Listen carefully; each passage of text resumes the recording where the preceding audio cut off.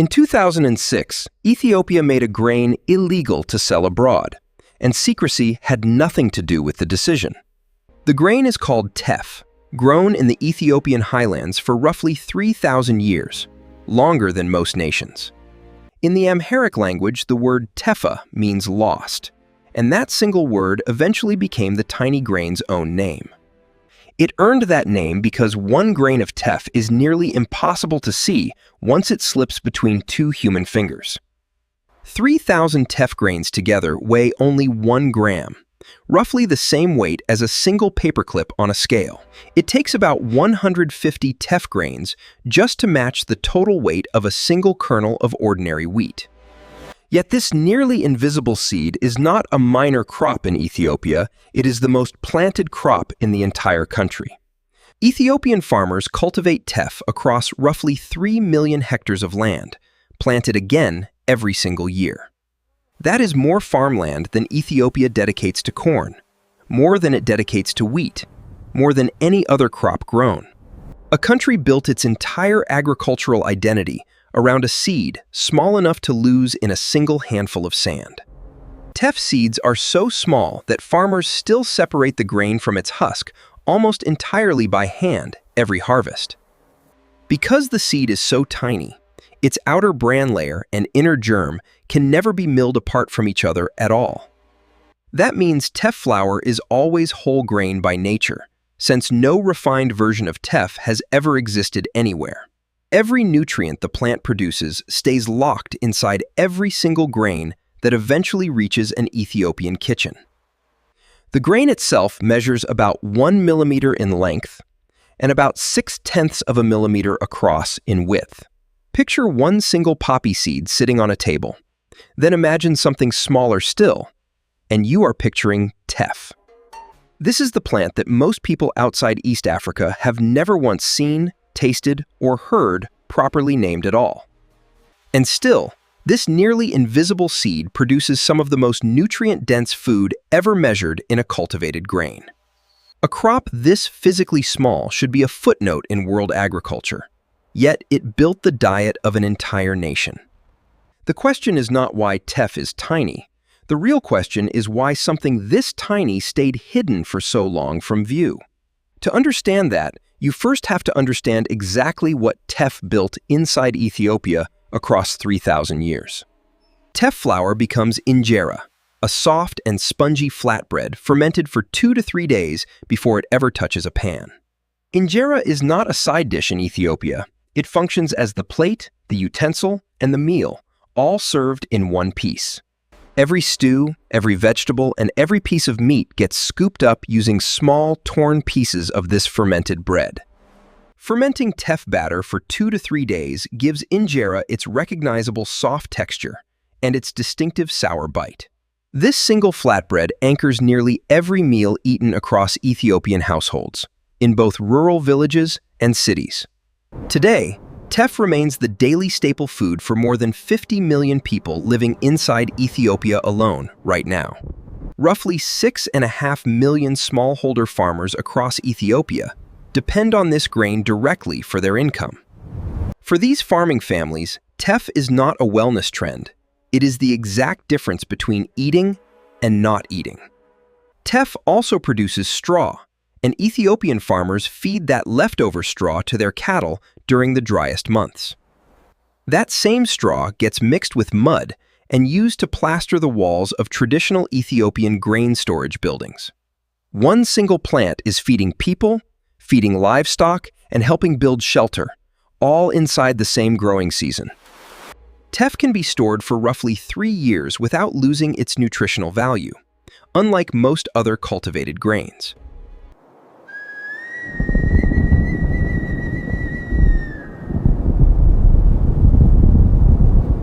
Ethiopian farmers even plant teff last, treating it as their final backup crop if both corn and sorghum happen to fail. If the rains ruin the corn and then ruin the sorghum too, teff is often still what grows in the depleted, dry soil. This crop is quite literally the last line of defense against hunger for millions of Ethiopian farming families today. A grain this essential to human survival should be recognized everywhere food history and agriculture are studied. Instead, for most of the last century, almost no one living beyond East Africa knew that this plant even existed. Restaurants serving Ethiopian food eventually spread across major cities in Northern Europe and North America. But even then, most diners eating injera never once learned the actual name of the grain sitting quietly on their plate. A nation built 3,000 years of survival on this single seed, and the wider world never even asked its name. That absence was not an accident, and it was not simple neglect. It was a deliberate decision made by Ethiopia itself. In 2006, the Ethiopian government formally banned the export of raw, unprocessed teff entirely. Only one product could still legally leave the country afterward: injera that had already been baked and processed. The raw seed itself was no longer allowed to cross Ethiopia's own borders under any kind of commercial license. This was not a small trade restriction. It was a total lock placed on the country's single most vital food crop. To understand the fear driving that decision, look closely at what had just happened to another ancient grain. Quinoa, cultivated in the South American Andes since roughly 3000 BC, had just gone fully global overnight. As European and American demand for quinoa exploded, prices spiked far beyond what many local Andean families could pay. Communities that had eaten quinoa for generations suddenly found their own ancient staple food priced out of reach. Ethiopian officials watched that entire story unfold and saw their own possible future written in someone else's crop. They feared that sudden global demand for teff could trigger that exact same shortage crisis inside their own country. So the Ethiopian government moved first, sealing the border before any foreign market could even take hold there. This single decision protected roughly 50 million Ethiopians who depended on teff as their daily source of food. It meant choosing domestic food security over the export profits that an open international market could have brought. For nearly a decade after that, teff remained something the outside world simply could not legally buy at all. Teff yields inside Ethiopia actually grew between 40% and 50% over the very years that followed the ban. Domestic teff prices stayed relatively stable throughout, and the feared nationwide shortage crisis never materialized. By 2015, the Ethiopian government jugged the risk low enough to partially lift its own decade-old export ban. Even then, licenses were granted with extreme caution, and the market was not opened up to outside buyers at large. Only 48 commercial farmers received export licenses, and not one of them had ever grown teff before that point. That single detail tells you exactly how carefully Ethiopia guarded its re-entry into the global grain trading market. This was a country actively managing its own exposure to the outside world, one export license at a time, deliberately. So the real story was never that the world simply ignored Ethiopia's grain. Ethiopia held the door shut for years. But that raises a much harder question. What actually happened the one earlier time a door was truly opened wide? Years before that 26 export ban, Ethiopia had already tried working closely with one specific foreign partner.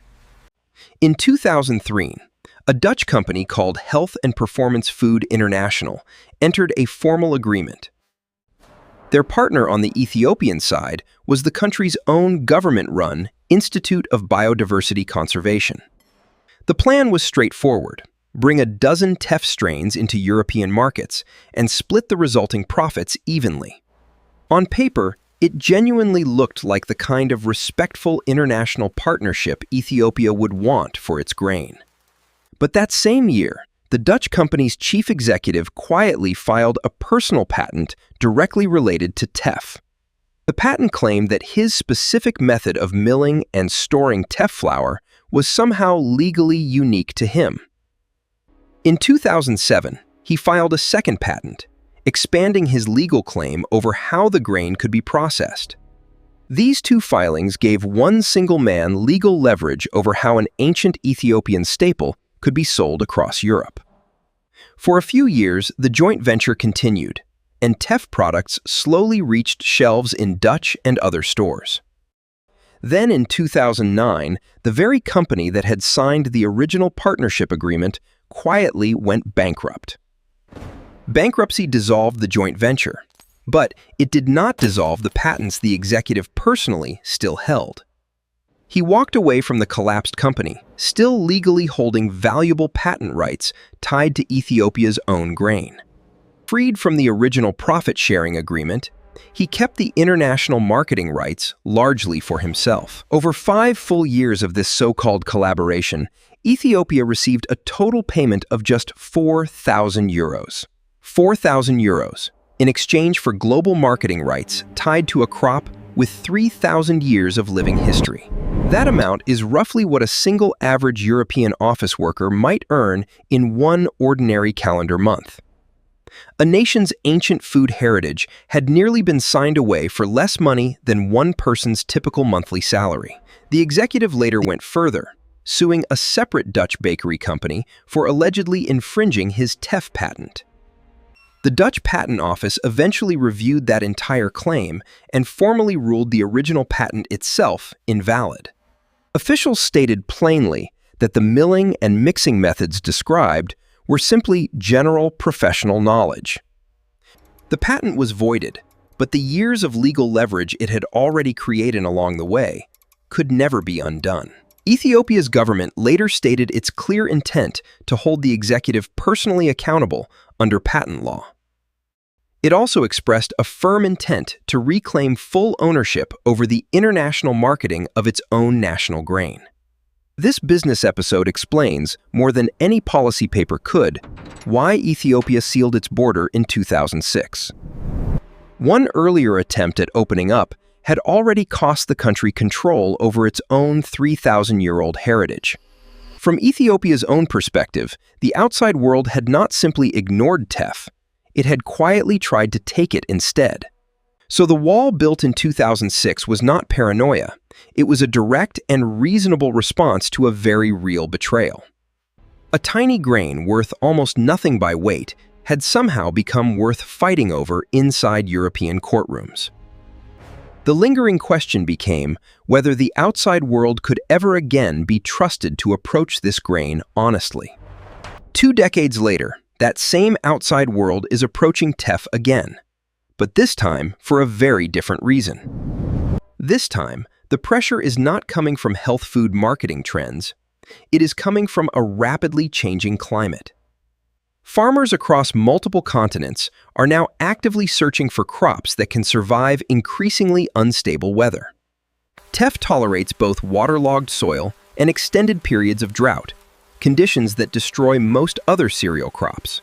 It also grows reliably in poor, marginal soil, where wheat and corn regularly fail to produce any usable harvest at all. Its growing cycle runs between 60 and 120 days, far shorter than many other traditional staple grains. A shorter growing cycle means farmers can still harvest something useful even when the rainy season arrives quite late. Teff is also relatively resistant to common agricultural pests, reducing the need for heavy chemical intervention. For agricultural scientists studying climate resilience today, Teff checks nearly every single box they are looking for. Países como a Holanda, os Estados Unidos e a Austrália deram início à produção comercial própria de Teff. In the United States specifically, Teff is now grown commercially in states like Idaho, California, Texas, and Nevada. But climate resilience is only part of why researchers are suddenly paying such close attention to this ancient grain. A study conducted in 2012 at Manchester Metropolitan University examined Teff's direct effect on iron levels. Researchers found that pregnant women who regularly ate Teff-based bread maintained their iron stores throughout. A similar pattern later appeared in separate studies involving female athletes with historically high iron demands.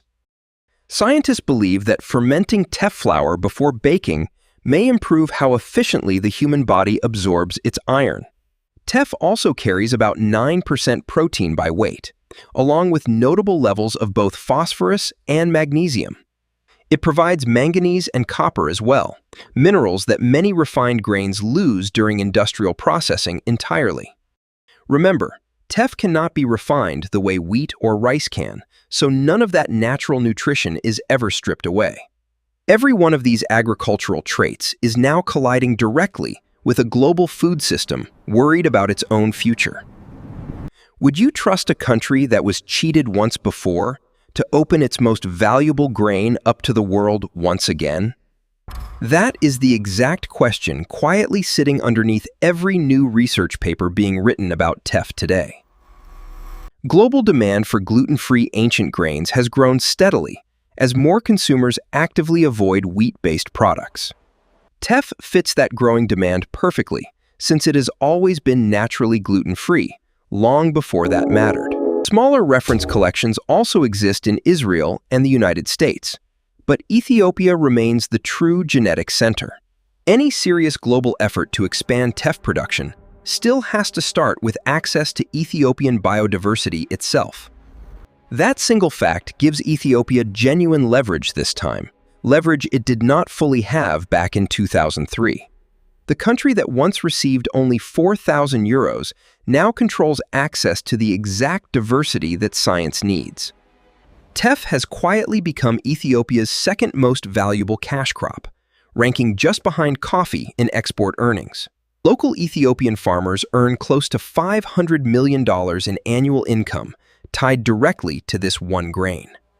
A crop once dismissed as far too small to matter is now generating serious, measurable national economic weight. The world is not discovering teff for the very first time. It is essentially asking permission for a second chance.